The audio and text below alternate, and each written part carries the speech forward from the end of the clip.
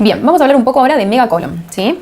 Que es un tema tomado, no es de los más tomados, pero sí alguna que otra pregunta siempre entra. Entonces, ¿qué es el megacolon? Es una dilatación colónica permanente, ¿sí? Es un colon más grande y más ancho que lo normal. Lo podemos clasificar a grandes rasgos en un megacolon primario y un megacolon secundario. ¿Cuál es la diferencia? En el megacolon primario, el defecto, ¿sí? El origen, digamos, de la anomalía va a ser una lesión en los plexos mientéricos, que son el plexo de Auerbach y el plexo de Meissner, ¿sí? Que son las células, ¿se acuerdan? Las células ganglionares, las células nerviosas que van a encargarse de todo lo que es el peristaltismo. Entonces, tenemos una lesión primaria en los plexos, ya sea que están ausentes, en el caso de los megacolon de origen congénito, el paciente ya nace con ausencia de esas células ganglionares, de esos plexos, en un determinado segmento del intestino, como vamos a ver ahora, que es la llamada enfermedad de Hirschsprung. Y después tenemos el megacolon adquirido, en donde vamos a tener una lesión de los plexos secundario a una causa específica, como puede ser, por ejemplo, el trypanosoma cruzi, que es la famosa enfermedad de Chagas, u otras patologías que también vamos a ver. Lo que sería megacolon secundario, el defecto, en realidad, va a ser secundario a una enfermedad sistémica del paciente, que no va a tener que ver con una alteración a nivel intestinal primario, ¿sí? O sea, los plexos están bien, lo que va a haber es una enfermedad sistémica que nos va a afectar el intestino de forma secundaria. Entonces, esa es la diferencia entre megacolon primario y secundario. Entonces, si vamos a hablar de megacolon primario, como dijimos, puede ser de origen congénito o de origen adquirido, ¿sí? Entonces, ¿qué es lo que va a ocurrir en este caso? Va a haber una falta de relajación del segmento intestinal que no tenga células ganglionares, que va a aparentar estenosado. ¿Qué significa estenosado? Cerrado, ¿sí? Es como si el intestino se cerrara en esa región, generando obviamente una obstrucción. ¿De qué tipo? De tipo funcional. ¿Por qué? Porque tenemos una alteración en el funcionamiento del intestino. No es que va a ser mecánica, no hay un tumor que lo obstruye ni nada, sino que es una alteración funcional. ¿Por qué? Porque tenemos una estenosis o una disminución del diámetro del colon en un determinado nivel. Es la famosa enfermedad de Hirschsprung, ¿sí? En la enfermedad de Hirschsprung, entonces el paciente nace con ausencia de células ganglionares en el conducto anal y el recto o recto sigma. O sea que puede incluir hasta el recto sigma. Al tener ausencia de estas células ganglionares o aganglionosis, que también se llama así, vamos a tener, como se ve perfectamente en la imagen, la última parte del intestino totalmente estenosado. Y como genera una obstrucción funcional, todo lo que sea el colon proximal a esa obstrucción va a estar dilatado, ¿sí? De forma secundaria se dilata. Entonces tenemos, como vemos en la imagen, el niño con una obstrucción distal y una dilatación proximal. Es más frecuente la enfermedad de Hirschsprung asociada a síndrome de Down, eso como dato de color lo pueden recordar. ¿Y cuál va a ser la clínica? En el caso de los bebés recién nacidos, la falta de eliminación del meconio, ¿sí?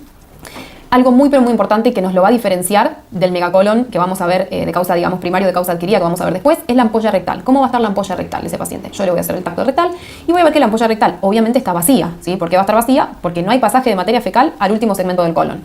Entonces, ampolla rectal vacía y el esfínter anal interno, que es el esfínter anal más superior, porque recuerden que tenemos un interno y un externo, el interno no se relaja, ¿sí? No hay relajación del esfínter anal interno. Entonces, por eso es que no hay pasaje de la materia fecal cuando se distiende el recto, ¿sí? Ampolla rectal entonces vacía. Y lo que llamamos reflejo recto anal inhibitorio negativo. ¿Por qué negativo? Porque el esfínter anal interno no se va a relajar. Ese es el reflejo recto anal inhibitorio. Es cuando el esfínter anal interno se abre para que pase la materia fecal. En este caso está negativo. Bien, entonces, ¿cómo vamos a estudiar a estos pacientes? Colon por enema, rectosigmoidoscopía y eventualmente una manometría que me determine la ausencia del reflejo recto anal inhibitorio, que es característica. Y mi diagnóstico de certeza, ¿sí? Lo establezco con la biopsia rectal. Voy a tomar varias muestras de este sector, como dijimos, o la región del conducto anal o recto sigma. Voy a tomar múltiples biopsias y lo que voy a ver es la ausencia de células ganglionares, ¿sí? Eso, junto al aumento de la acetilcolinesterasa, son las dos cosas que tenemos que tener en cuenta si queremos diagnosticar esta enfermedad. Muy bien, ¿cómo vamos a tratar estos pacientes? Bueno, va a depender de la gravedad del cuadro, ¿sí? En casos de obstrucciones graves neonatales, ¿qué tenemos que hacer? El paciente, digamos, resumiendo, ¿qué tipo de abdomen agudo va a tener? ¿Qué va a presentar? Un abdomen agudo oclusivo, ¿sí? El paciente va a estar obstruido. Entonces, ¿cómo desobstruyo ese intestino?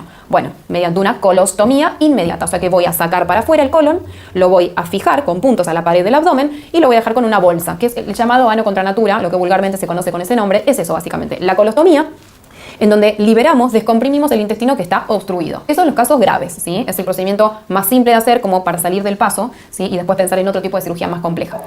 Bien, ¿qué pasa si tenemos un paciente que lo vamos a programar? O sea, no está grave y podemos programar una cirugía que sea más larga, el paciente está en condiciones clínicas de soportar una cirugía más larga. Entonces, en ese caso, la operación de la enfermedad de Hirschsprung es la operación de Duhamel-Haddad. Recuérdenla porque la toman, ¿sí? Recuerden el nombre propio, operación de Duhamel-Haddad.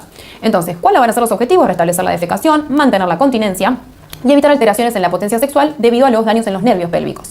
Yo acá les hice una reseña de por qué se llama Duhamel-Haddad, ¿sí? El primero que lo describió en realidad fue Duhamel y después Haddad le hace una incorporación. Entonces, la operación de Duhamel, ¿en qué se basaba? Extirpamos el segmento colónico afectado, que como dijimos en general recto sigma, lo cortamos, ¿sí? Lo sacamos, entonces nos queda colon descendente a nivel proximal y abajo nos va a quedar el conducto anal, ¿sí? El conducto anal con una porción también de recto. Entonces, ¿qué hacemos? Bajamos, descendemos el colon descendente y lo unimos a la parte del recto y del conducto anal sobrante, ¿sí? Retrorectal es la anastomosis. Anastomosis, cuando hablo de anastomosis hablo de unión, simplemente eso. Es digamos, una forma de nombrarlo quirúrgica, pero en realidad es una sutura, es una unión.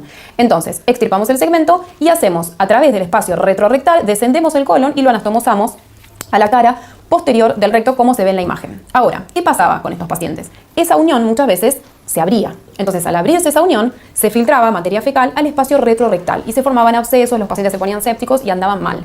¿Por qué? Porque estaba todo muy inflamado en un principio. Entonces, ¿qué agrega? ADAD. ADAD agrega un tiempo más a la cirugía, es decir, hacer la cirugía en 2 veces. La primera vez, lo que hacía era directamente resecar el segmento, traer el colon descendente y exteriorizarlo a través del ano. O sea, pasaba por detrás del recto, seguía de largo y lo exteriorizaba, como se ve en la imagen, a través del ano. Entonces lo dejaba ahí más o menos 8, 10, 15 días y en un segundo tiempo sí le hacía esta unión colo-recto-anal de la que hablaba previamente, ¿sí? ¿Esto para qué? Para dejar días y un poquito de tiempo para que se desinflame la zona y que el riesgo de dehiscencia de la anastomosis sea menor, ¿sí? Cuando hablo de dehiscencia hablo de eso, de que se abra la sutura. Bien, antes de terminar con lo que es Hirschsprung, acá simplemente una foto de la colostomía, ¿sí? Que puede ser ascendente, transverso o descendente según el sitio del colon que exterioricemos, pero la que más frecuentemente se realiza es la descendente, que es la última imagen. Bien, eso es lo que es la causa congénita de megacolon. Ahora, ¿qué pasa cuando tenemos el megacolon llamado primario adquirido o disganglionar del adulto? Bueno, como dijimos, la causa va a ser, puede ser el Trypanosoma cruzi, que es la enfermedad de Chagas, o un déficit nutricional de vitamina B que me afecta a las células neuronales, ¿sí? Entonces, ¿qué va a generar eso? Una destrucción de los plexos nerviosos, o sea que vamos a estar en la misma si bien el origen es otro. ¿Y qué va a pasar con el segmento afectado? Va a estar dilatado, ¿sí? No va a estar estenosado como en Hirschsprung, pero va a estar dilatado. Entonces, ¿qué va a tener el paciente? Distensión abdominal, ¿sí? Constipación, por supuesto. Y en los casos de déficit nutricional, obviamente hipoproteinemia, edemas, bueno, todo lo que represente la desnutrición en sí. ¿Cuál va a ser la diferencia importante en el tacto rectal respecto al anterior? Que la ampolla rectal va a estar llena. ¿Por qué? Porque el intestino no está obstruido, no está estenosado, sino que está dilatado por demás, ¿sí? Entonces, cuando yo haga el tacto rectal, la ampolla va a estar llena. Voy a palpar materia fecal. Se palpa fecaloma. ¿Por qué fecaloma? Porque se acumula un plastrón de materia fecal y el paciente no la puede evacuar porque no tiene peristaltismo, porque no anda el peristaltismo del intestino. Entonces, al no haber peristaltismo, no puede haber una eliminación correcta de la materia fecal. Queda allí en el segmento colónico atascada. Bien, diagnóstico son los mismos estudios, la diferencia es que el reflejo recto anal inhibitorio es positivo, o sea, en estos pacientes sí tienen una relajación adecuada del esfínter anal interno y el tratamiento va a ser el mismo, la operación de Duhamel-Haddad. Como dijimos, megacolon secundario es secundario a enfermedades sistémicas. Por ejemplo, la enfermedad de Parkinson, la esclerosis múltiple, o sea, enfermedades neurológicas, neurodegenerativas, el hipotiroidismo, que muchas veces se asocia a constipación, es por este megacolon secundario que genera, etc. ¿Sí? Por lo tanto, en estos casos de megacolon secundario, el tratamiento del colon en sí pasa a un segundo plano y uno intenta darle prioridad a tratar la patología causal.